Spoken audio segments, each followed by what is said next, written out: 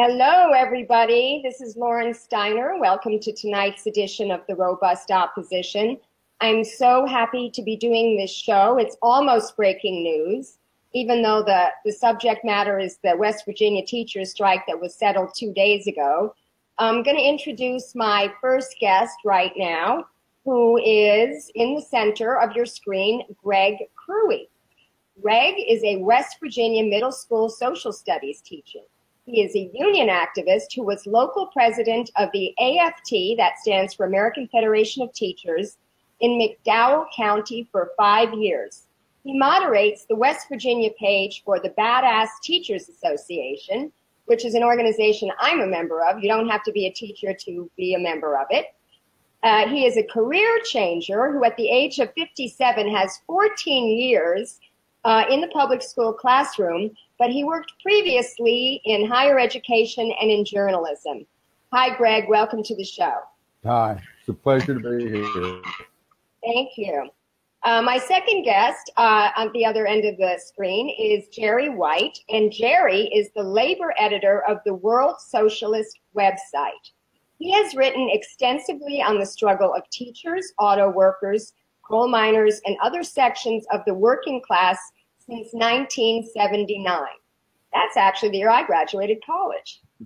He is a member of the Socialist Equality Party and was the SEP candidate for president in 2012 and 2016. Now, that's a party I haven't heard of, so I'll have to ask you about that later in the show and how that presidential race went for you. He has just returned to Detroit after covering the strike of the West Virginia teachers and school employees. How are you tonight, Jerry? Very well, thank you, Lauren. Great. Okay, so before we talk about sort of these two guys' differing opinions of whether the strike was successful for working people or not, I want to start at the beginning. Greg, maybe you can tell us why the teachers went on strike, how they chose this tactic, what conditions have been like for teachers in West Virginia, and then, you know, we will talk about what you were able to get, what you were able to win. Okay. For a series of years now, teachers have, they've towed the party line in the sense of saying, we understand the budget's bad. We understand that times are hard. We need more money. We need higher pay, but we'll wait. We'll stand in line. We'll take our turn. And when Jim Justice became governor a year ago, he started off with some very harsh criticism for the state legislature on budget issues, and he worked very hard, took a sharp knife to education, among other things, and everybody watched that. This year, State of the Union, the State of the State address, he gave out Hershey's Kisses in the state legislature. I thought he was going to cry and hug people, and he talked about what a miracle it was. He gave the leaders of the legislature an 8-track cassette with Happy Days on it. Mm. He kept using the word miracle to describe the economy. So the unions went to him and said, well, how about us? We've been good. We're standing here waiting. How about us? And the answer basically was, it's not that good. We'll get you next year. Eventually they started talking about a 1% pay raise incrementally over several years in a row, which, you know, that's not the rate of inflation. They managed to raise it up to a 2% increase. And then things began to happen with the insurance. And it became clear that the insurance was going to increase significantly. And so teachers are already irritated and ticked off. And there's a lot of grassroots discussion. And on February 2nd, 4 counties in the far south, McDowell, Mingo, Wyoming, Logan, voted to take a one-day strike, a walkout. And they went to the Capitol that day. And the Capitol had 500, 1,000. I don't know. I didn't get to go up that day. But there was a lot of people, and there was confusion, and who are all these teachers, and why are they here, and where is this going, sort of thing. A week later, 7 or 8 other counties did it, including teachers in the Huntington area, and there was a couple of thousand people there.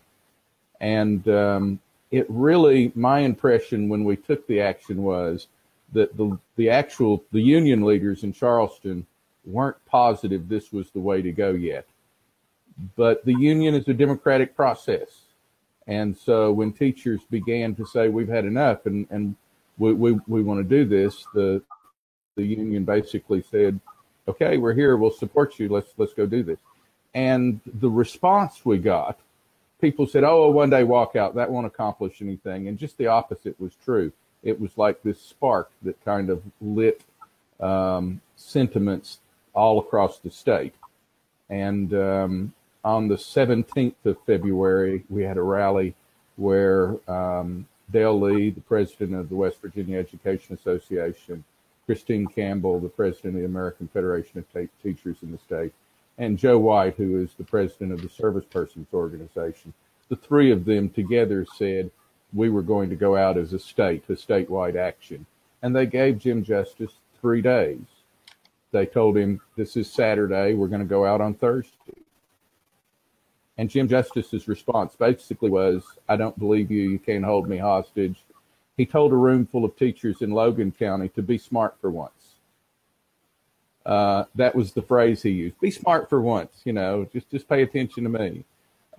He literally called a group of teachers up in one of the northern counties dumb bunnies. And so in some of the video that you've seen, you see people in rabbit ears. They're the dumb bunnies. They showed it up at the Capitol to protest. We took a vote, and it really didn't matter whether you were a union member or not. The NEA and the AFT worked together. Every single person in my building voted, regardless of union membership. And there was a lot of real, authentic solidarity, not manufactured, come out and support your union solidarity, but a real, authentic solidarity. We got 85% of the people in my building voted yes for that first walkout on that started on February 22nd, for the statewide walkout. And then you walked out for 9 days, right? I don't know if it's that clear cut. We walked out not knowing how long it would be. And on Tuesday, let's see, what is that? Is that the 27th? I think that was February 27th. They reached an agreement with Jim Justice.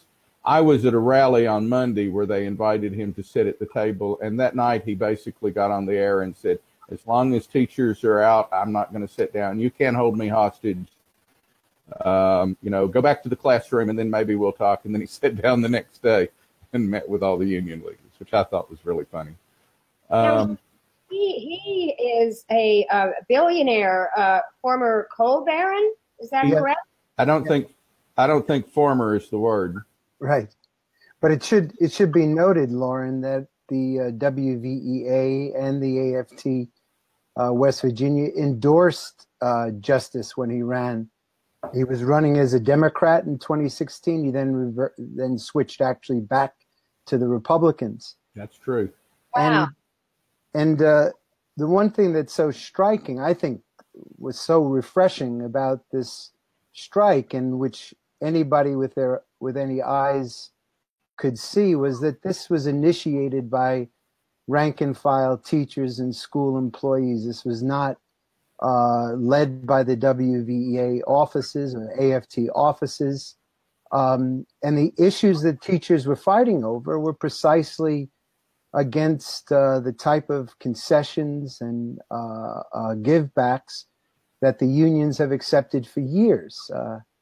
The last teachers' strike, of course, was in 1990 against the Democrat Gaston Caperton, a Democrat state legislature, and teachers were out for 11 days. They tried to bring an injunction against the teachers, but it was then that they proposed that they would begin to set up this public employees insurance agency. But of course, the issue is that the right to health care was opposed. The major energy industries, the coal industries, they refused to pay a dime in taxes. So more and more the PEIA shifted the costs of healthcare onto the backs of teachers and other school employees. And that was the central demand of the teachers when they went out on strike. They said, fix the PEIA. So this began as a rank and file movement. And of course, what happened on February 27th, the unions dropped the issue of PEIA completely, said that Justice had promised a 5% wage increase, which was obvious was going to encounter opposition in the state legislature. And they ordered the teachers back to work on March the 1st. But they made a mistake from their standpoint in having a cooling off day, because the teachers used that cooling off day, as they said, as a heating up day. And there were rank and file meetings in the state capitol, on the picket lines, in abandoned strip malls. Teachers came together and they voted to reject the back to work order, to continue their strike. And that is really, it was at that point where, at least temporarily, the workers were able to free themselves from the whole straitjacket imposed by the unions, their collaboration with the Democrats, that this took on a very powerful working class character. Yes, I want to go to your critique of what the final settlement was. Can I just say? I want to give Greg an opportunity. Before you critique the settlement, he needs to say what the settlement was. And before he says what the settlement was, I need to ask one question. What is the average salary of a teacher in West Virginia? Are you second from the bottom in the state? I think maybe I read today that Oklahoma had the lowest paid teachers. And isn't it a fact that you can't get teachers there because people are moving to other places like Texas where they can get higher pay? So can you speak about that a little bit before we go back to the settlement? First, I just want to say I don't remember a back to work order. I remember them coming out of Justice's office and saying, we have a deal. But I don't remember anybody ever saying, go back to work. And we had a vote in my building on whether or not to stay out. And at that point, every vote we got was a vote to stay out. It was unanimous.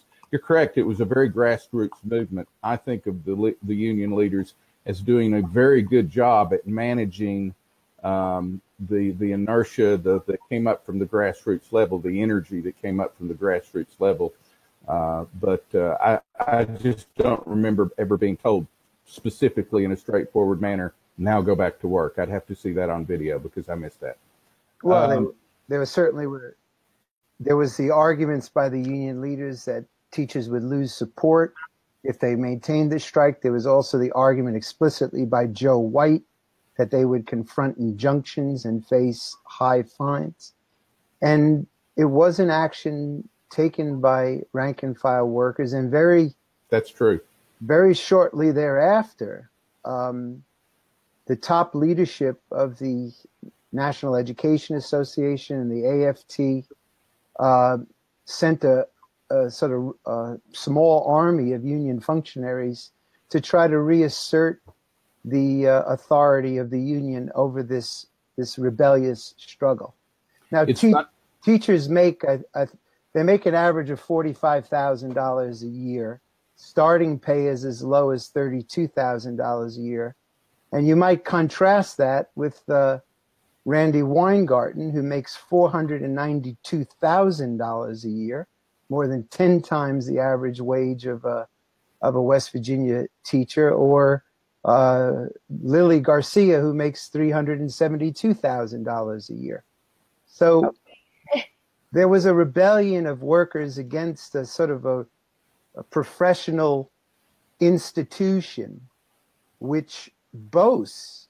Randy Weingarten had an op-ed in the Washington Post just the other day in which she said, if the Supreme Court rules against the unions in the Janus versus AFSCME case, and the unions are financially weakened, she warned the Chief Justices that there would be more West Virginians, there would be more upheavals, there would be more wildcat strikes, that the role of the unions is to contain social opposition prevent strikes. The lawyer for AFSCME explicitly said in his opening arguments that union security is a trade-off for no strikes. And if the unions are weakened, he said, there will be a specter of labor unrest throughout the country. So the teachers were forced to rebel against the collusion of the unions with the state officials and the imposition of austerity, the imposition of impossibly high healthcare costs. Well, you know that we need single-payer health care. I mean, this is a no-brainer. We're working very hard for it here in the state of California. And we have seen, the nurses union, of course, which is a social movement union, unlike a business union, which I think, unfortunately, the teachers have become. I'm fighting for single-payer health care, and I'm fighting against education privatization. And we know that Randi Weingarten has taken money from the Bill Gates Foundation. We know that she's taken money from Eli Broad's foundation. And both of these billionaires are hell-bent in destroying public education. So I'm not a huge fan of Randi Weingarten. But getting back to what happened in West Virginia. I am. Yes, okay. Well, all right. Maybe talk about why you like Randi Weingarten. But first tell us, Greg, why you think, you wrote a really articulate Facebook post, very clear and concise and comprehensive about why you think this is a victory for teachers. So maybe you can go through that list of points. I think it's a victory because we won the pay raise, and especially because we won a pay raise that gave the service personnel the exact same percentage increase that we did. This is not just a 5% raise for teachers and a 3% raise for cooks and custodians. This was 5% across the board. And that was at issue early on, and I'm proud that they got the same percent that we got. We had with the health insurance this significant issue coming at us next year. I personally was looking at someplace between 135 and 150 a month in increased premiums. And after they told me that and gave me a little bit of time to absorb that, they told me they wanted me to participate in a wellness program. They called it Go 365, and they wanted me to put their app on my electronic device so they could monitor my behavior and they wanted to know how fat I am and how much bacon I eat. I don't know exactly what it would have been. And that if I didn't, it was voluntary, but if I didn't, I would lose my discount of about $800 a year in premiums and deductibles. So if that's voluntary, I need to find a dictionary that defines that word better, because that's not my concept of voluntary. $800 if you don't is not voluntary. And then they added insult to injury by saying, now, if you're good, if you exercise and you do what's right, we'll give you free Amazon gift cards from time to time. And, most teachers are like, really? Bite me. I don't think that's something that we're excited about. So the health insurance thing, at this point, those increases, we got a freeze out of that for 240,000 people in the state of West Virginia. That stopped. We didn't get PEIA fixed right now, right this minute. I'm not sure anybody can tell me what fixed would be in the detail that you need to when you're talking about health insurance. But we did get a plan put in place to recommend how to fix it. And at this point, I'm happy with that. And it's not just the 33,000 school employees that benefited from that. I had sheriff's deputies in McDowell County look at me and say, you go, fix our health insurance for us. We're rooting for you. That freeze puts another $2,000 to $3,000 in my pocket next year that they wanted to take away from me, but that I got to keep. Okay. Well, we beat down some very nasty legislation as well. Well, I want to ask you, I'm probably going to lead you into this, Jerry. Okay. Because I was reading in the paper that it involves cuts to Medicaid, even though Justice said it wouldn't involve cuts to Medicaid. It's going to cost $82 million, and they said $23 million are going to come from repair of dilapidated buildings. 7 million is going to come from tuition assistance. And those are things that we need. I know other monies were going to come from tourism. But there's, and Jerry's point is probably going to be that there's no asking the oil industry or the coal industry or any of the big energy companies to pay their fair share. So why don't you go on with your criticism of this deal, Jerry? Well, the very right-wing Charleston Daily Mail actually hailed the Republican state legislators for holding the line firm against the teachers and not giving up 1 penny in additional taxes. And it is clear that this is going to be paid for not by taxing the wealthy, not by increasing the pie, the budget, but simply by imposing budget cuts elsewhere. Now, they floated the idea of attacking Medicaid.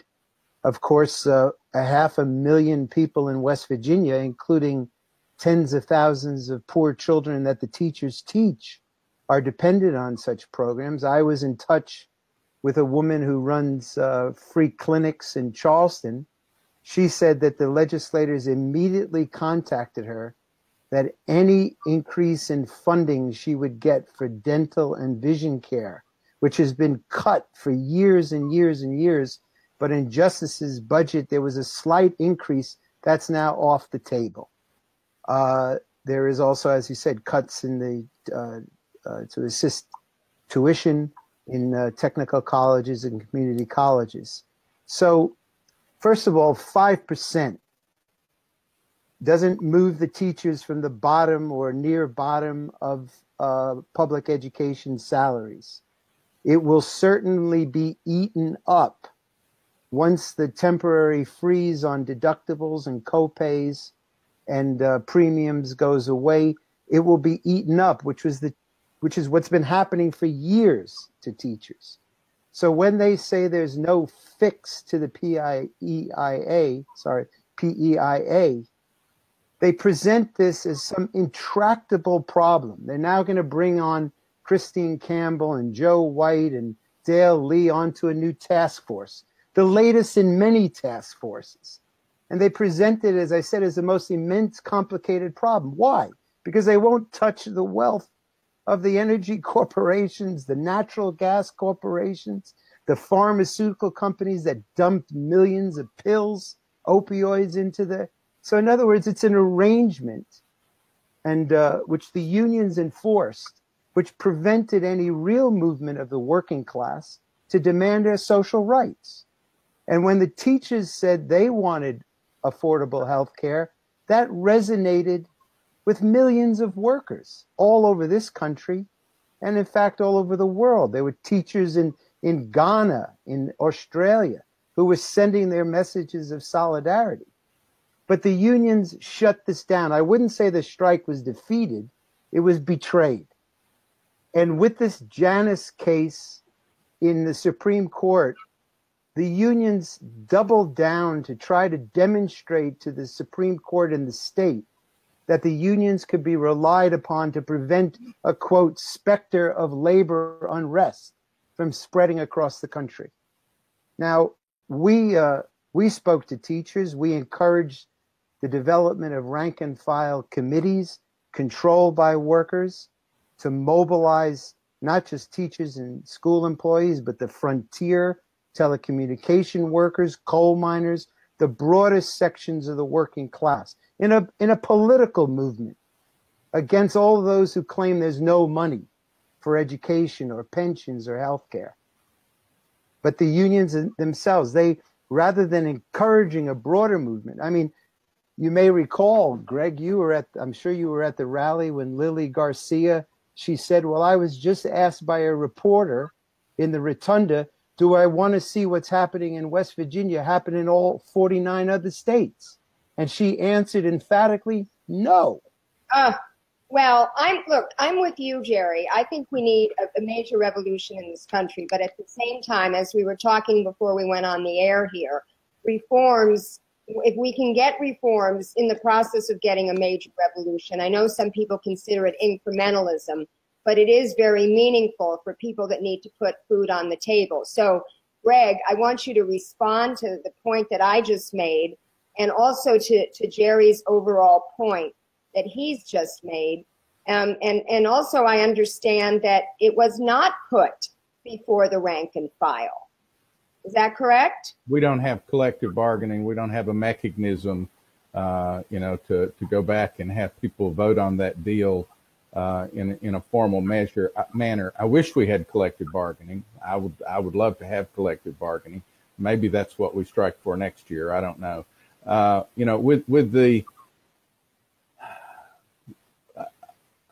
I'm not particularly interested myself in widespread unrest. I am interested in collective action. We started out talking about whether or not this was a good deal for teachers. And I've been looking for an opportunity to answer that question, because I think that you think that Jerry and I disagree about that. And while I believe that we won this fight, I don't think it was a good deal for teachers. I think we need a 20% pay raise. I think to bring us in line with just being competitive at the bottom level with the states around us, we need a 20% pay raise. And this is just the first step.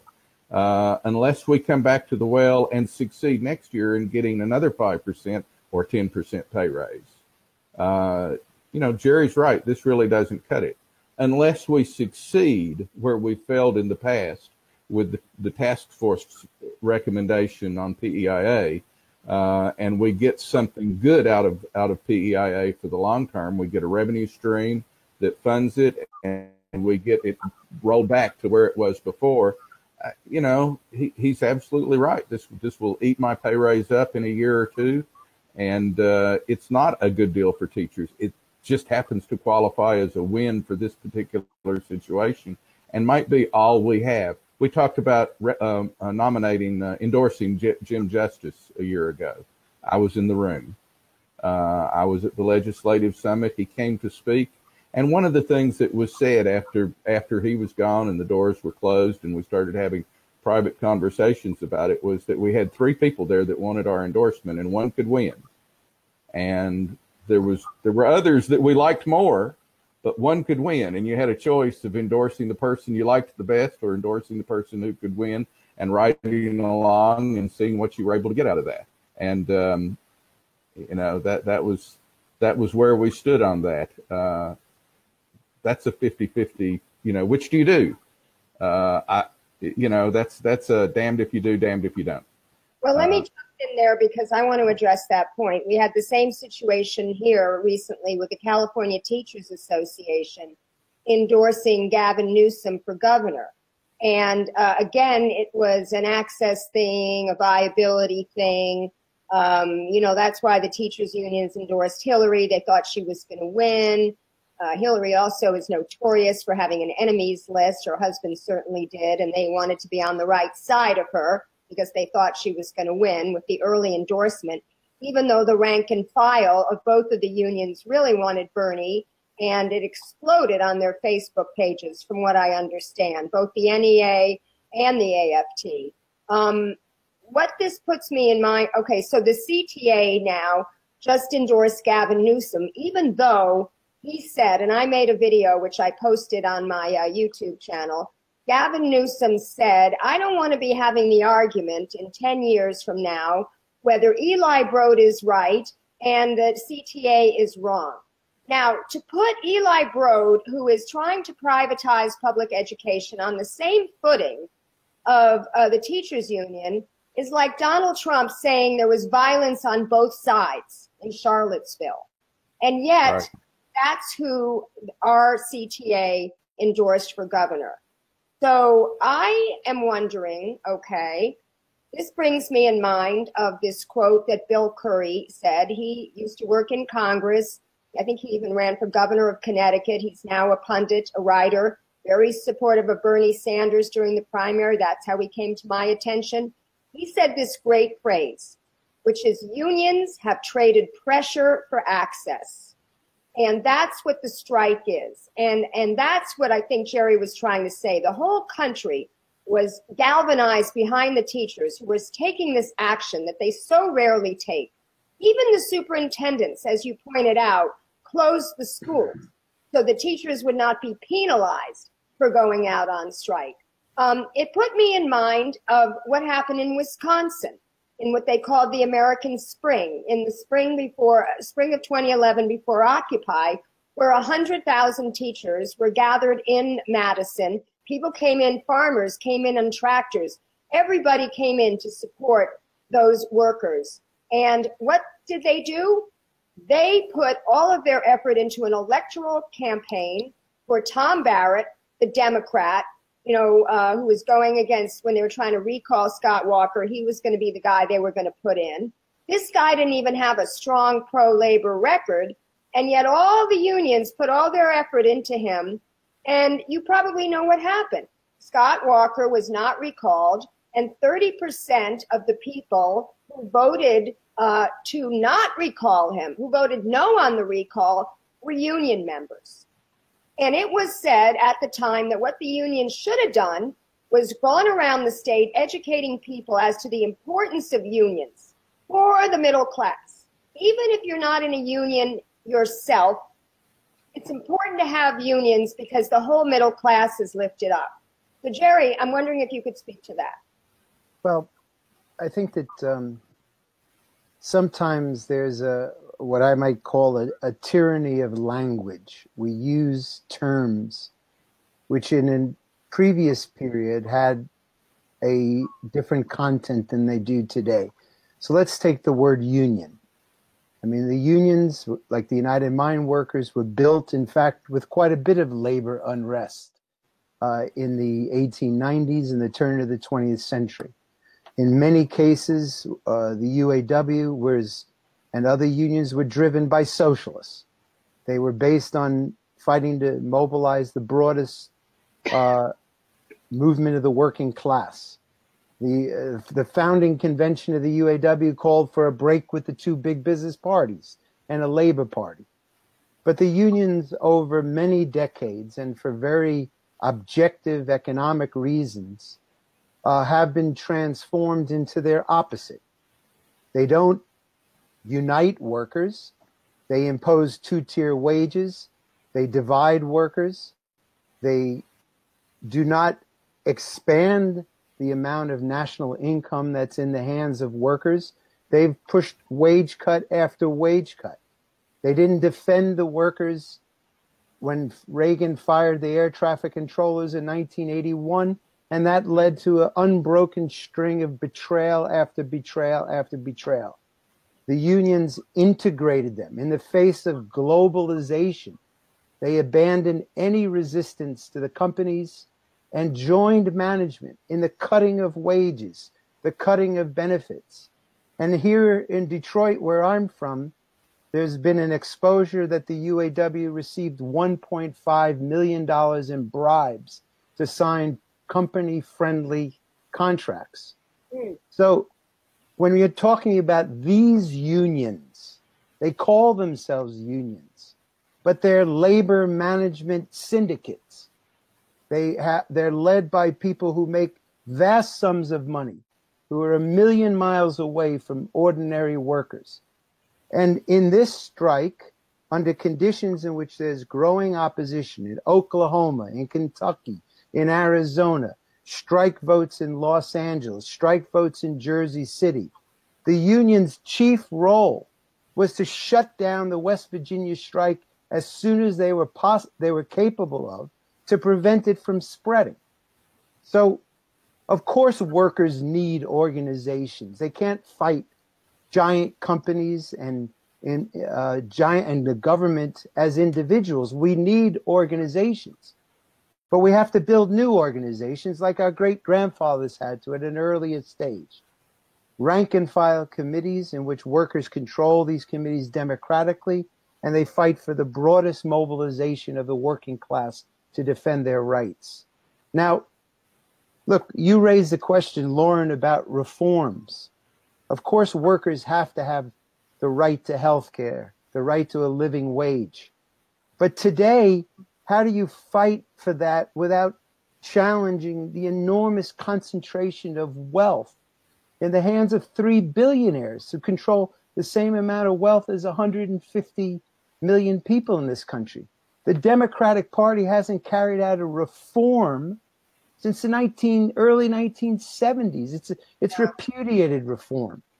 It's a party of Wall Street. It's a party of the Pentagon. Many of the people they're running in these elections are CIA agents. And you mentioned also that they're a party of identity politics. Oh, absolutely. And the only way that they separate themselves from the Republicans with these wedge issues like guns, gods, and gays, right? Yes. But what did this strike show? For all the talk that America is divided by race or by gender, this strike showed that class is the primary category in America.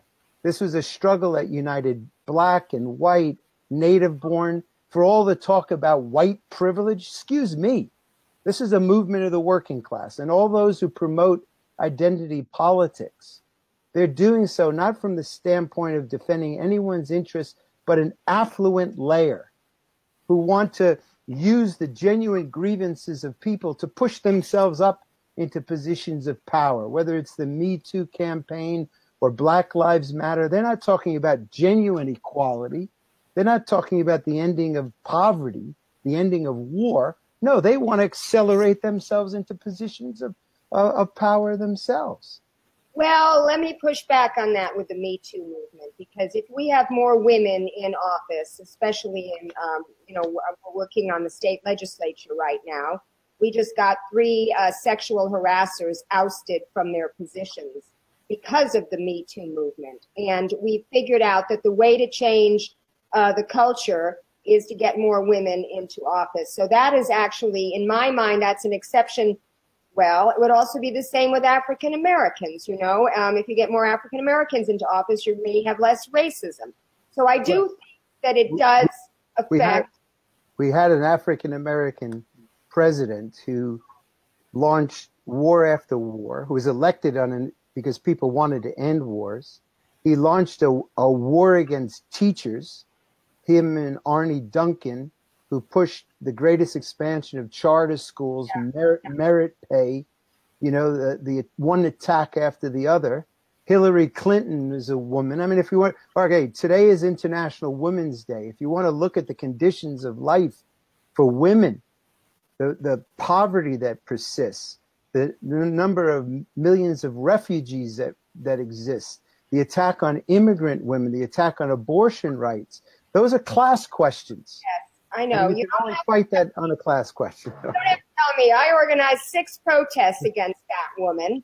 And, and West Virginia went for Bernie Sanders. So let's talk a little bit more about, But of course, Bernie Sanders then told everybody who supported him, because they thought he was a socialist, to go support Hillary Clinton. Well, I was a delegate for Bernie, and I ran LA for Bernie, which was one of the largest Bernie organizations in the country. And I do have to defend him on that, because my friend Kevin Zeese, who I met in Occupy, he and Margaret Flowers are huge fighters for single-payer health care and for net neutrality and fighting the TPP. I've been in very many issue fights with them. He used to argue with me all the time, Bernie Sanders is running as a Democrat. He's going to sheep herd people into the Democratic Party only to ask them to vote for Hillary. And I said, well, that may be the case. And he actually has to do that, because in order to run as a Democrat, he has to agree to endorse the nominee. I am going to use the Bernie Sanders campaign to bring people into the issue fights. And I even said to Bernie when I met him for the second time, first time I met him was in 2011 when he was running for Senate re-election. And I actually went to a fundraiser for him. I had not been one of the people listening to him for years on Thom Hartmann. But after I heard his speech, I said in the Q&A, would you please challenge Obama in the 2012 primary? And he said, no. And I knew at that point that he was not going to challenge the Democratic power structure that basically allowed him to remain the only independent in the Senate. You know, they would never run a Democrat against him in the state of Vermont. But when I saw him for the second time in October of 2014, I asked him if he would consider running as an independent and leading a movement, not just a political campaign. And he said he would consider it. Several people had told him that. And when he ran as a Democrat, I understood why he did. He wanted to get into the debates. He wanted to be covered by the media, even though they limited it to 6 debates on Saturdays opposite football games. And even though the media didn't cover him at all in 2015. But still, I was wrong, because I do think that Bernie Sanders did lead a movement. And I think that the movement continues. And I think Bernie Sanders continues the fight. And even though I did a video called Bernie Sanders SFTU, because he's repeating the Russiagate BS, I still support everything that Bernie Sanders is doing. And I'm not going to throw him under the bus for anything, because I think he's responsible for Medicare for all, getting so many more supporters in the House, and his own Senate bill. You cannot be considering running for president in 2020 like I call them counterfeit Kamala and bought Booker. These are my little hashtags for them. Unless you sign on to single payer. And that is Bernie's doing. I mean, the fact that so many millennials are socialists now and joining Democratic Socialist of America, that is Bernie's doing. So I am going to just use my little bit of time here to defend Bernie Sanders, even though there's things that he does that I disagree with. So I want to have Greg come in now, because we've done a lot of talking, and it's kind of your turn to respond to some of the things that we've said. I've got 3 or 4 things, and one of them is that whatever there was to like about President Obama, education policy was not one of them. I have no argument with that. If we had a single-payer system, I could be lobbying and campaigning about actual education issues instead of talking about my health care. I think that a single-payer system would be great. I lived in Australia for 4 years where there was a single-payer system. I thought it was marvelous. I don't know what it is about America that makes it so blind on this issue. I'd like to go back to the West Virginia budget for just a minute. We talked about where the money is coming from. And the problem with that discussion is that there isn't a budget yet. The budget process is still underway. I know where the Senate leaders want it to come from. What they did was, as soon as the teachers left the Capitol, they began to make little snotty noises and say, we're going to take this out of Medicare. We're going to take it out of programs like the free community college stuff that had been come up with. And Jim Justice said, no, we're not. We don't need to. We're not. And they said, we don't believe you when you say you have $58 million more in revenue someplace. And there's still the political process to deal with. We haven't seen a budget. My impression is that we're going to move money from one place to replace it with money from someplace else. And the Medicaid money that was coming was Medicaid surplus, was my understanding. But I don't know the details all that well yet. I do know this: Mitch Carmichael and Ryan Fearns and Craig Blair and all of those people wanted to do that crap anyway. And now they're just happy that they have us to point at and say, see, it's their fault. I was in favor of the severance tax increase. I thought the severance tax increase, I think Richard Ojeda, in his bill, the teachers rooted for that. And, I don't know what to do about where it came from, except this. When we talk about where this is going to be paid for, it's going to be paid for at the ballot box in November. And half of those senators come up for re-election, and we need to boot them out and find people who will raise the tax on gas. I stood out in the foyer and chanted, tax that gas, tax that gas. And you're right, that's where it needs to come from. It doesn't need to come from other programs. Speaking of the election, how do you guys feel about Paula Jean Swearengin taking on Joe Manchin? I understand the Manchins pretty much control that state, and we know that he's a dino, Democrat in name only, and the whole country is interested in getting rid of him. He votes with Republicans all the time, The excuse is always, well, you know, he lives in a moderate state, a conservative state, and so he has to vote this way in order to get reelected. But I don't understand why, in the latest example, for instance, the people of West Virginia want to deregulate the banks again. Because certainly many of them were caught up in the mortgage foreclosure situation and the crash. And I don't understand why anyone could say with a straight face that you need to vote to deregulate banks in order to be reelected. Well, Lauren, I think it's important to understand that the Democratic Party has run West Virginia for the largest portion of the last century. The last 32 out of 40 years, there have been Democratic governors. And the sort of presentation of West Virginia as being a conservative, racist, backward state is a lie. It has traditions, immense, rich traditions of the class struggle. And Sanders actually won the vote in the Democratic primary. But the fact of the matter is, and I know your position on Sanders, but the fact that he then endorsed Hillary Clinton essentially delivered the state to Donald Trump, who exploited the discontent, the unemployment, the economic desperation that millions feel, and was able to win the state. But the Democratic Party has always been in the pockets of the energy bosses. And you speak of, Greg, you speak of Mr. Ojeda, who's presented as a great champion of the teachers, and he often puts forward resolutions he knows will never be passed. But this is a guy who supported Donald Trump. This is a guy who is,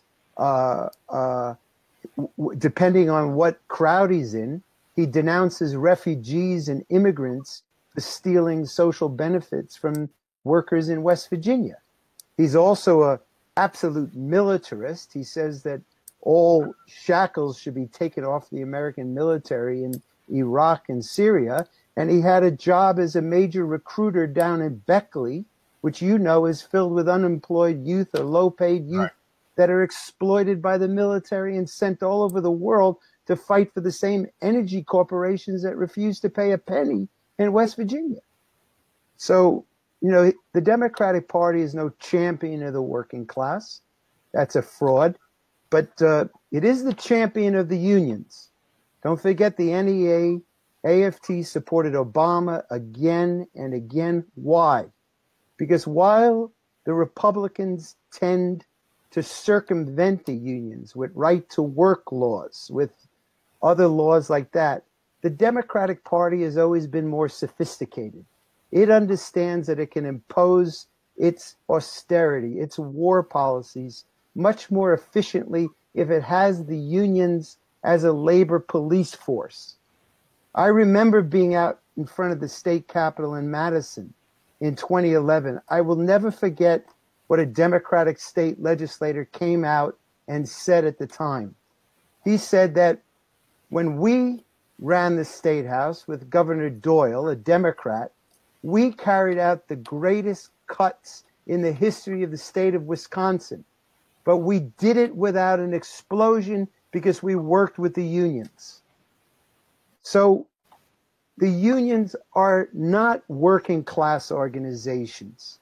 They are not organizations that unify the working class. And I do want to make a point, Greg. The website you're affiliated with, Badass Teachers, has banned the World Socialist website, calling us anti-union, because we encourage the movement of rank and file teachers independently of and in opposition to these organizations which enforce the dictates of the banks and big business.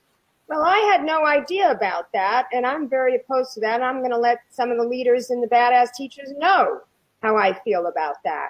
What do you think, Greg?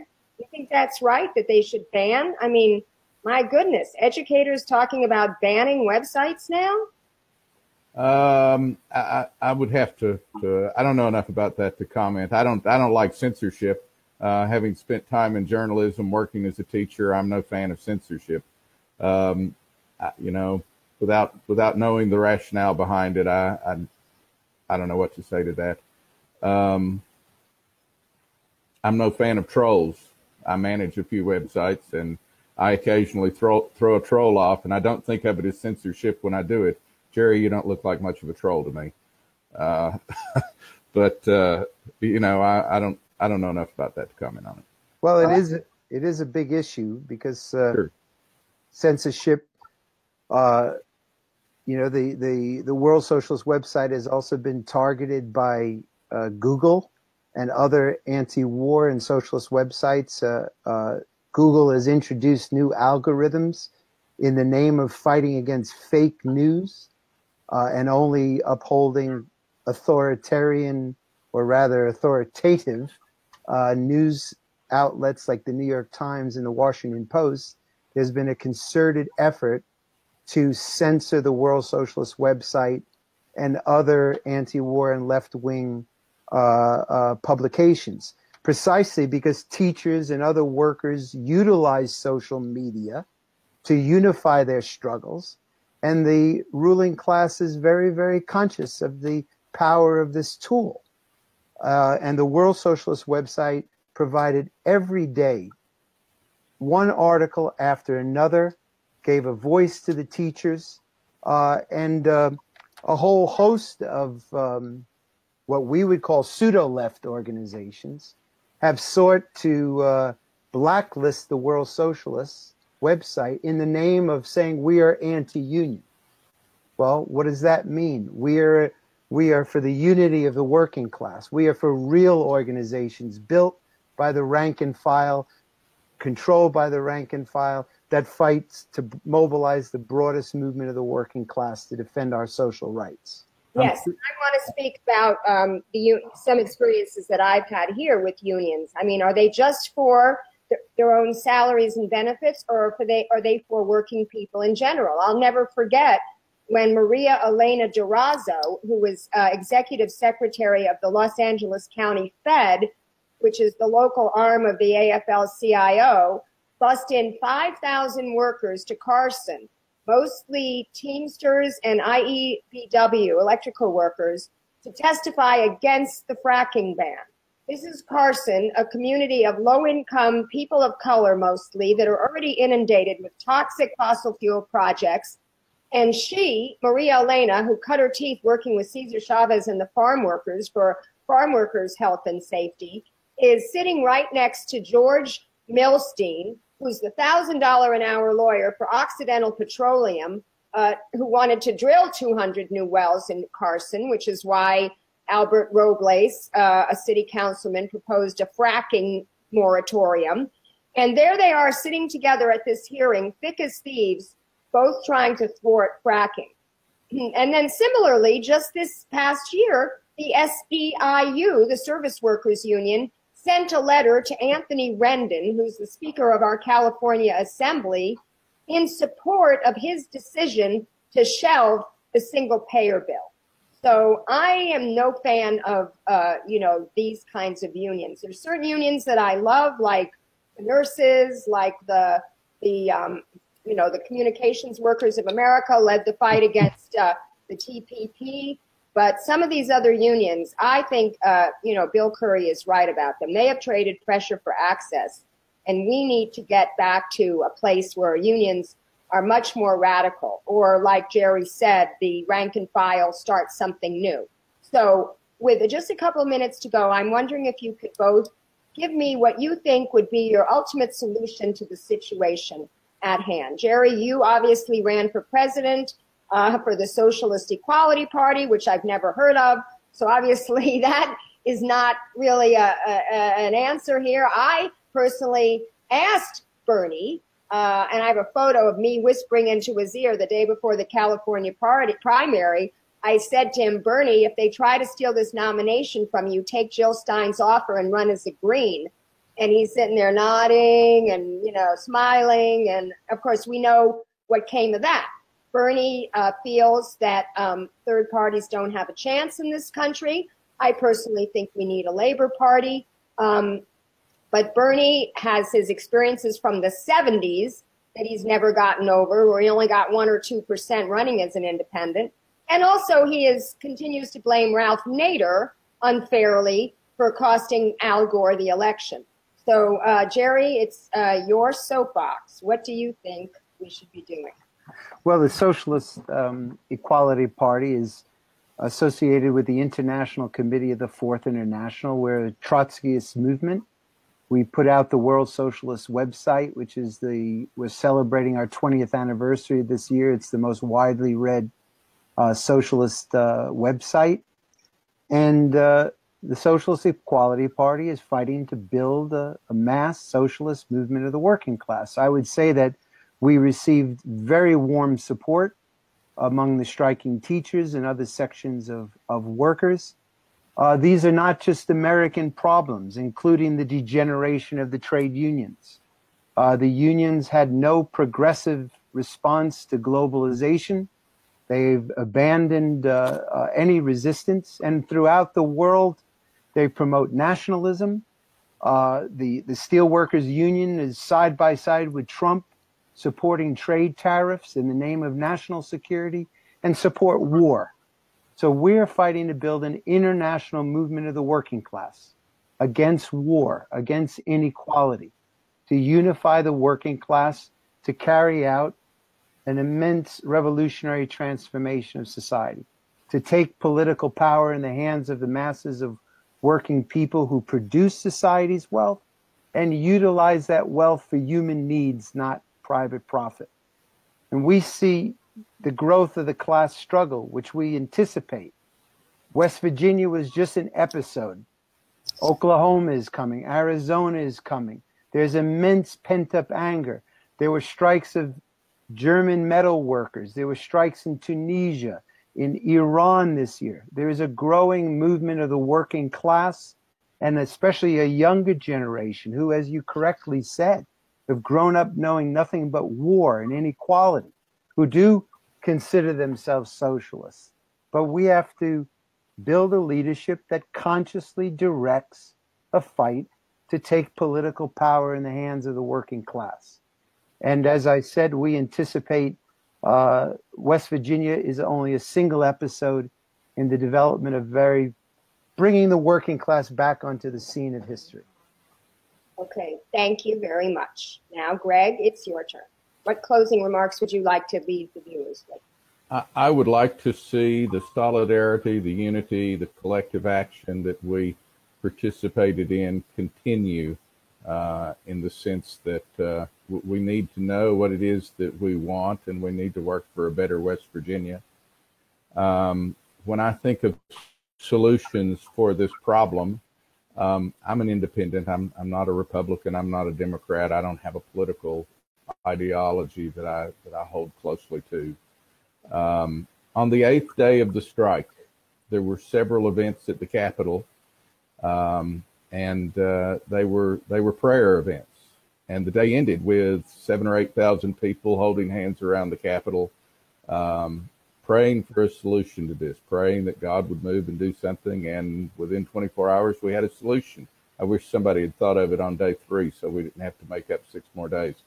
But you know, that's kind of my perspective on it. I think that the solution to the social issues in America, part of what we need is to find a way to keep America from consistently drifting further and further to the right.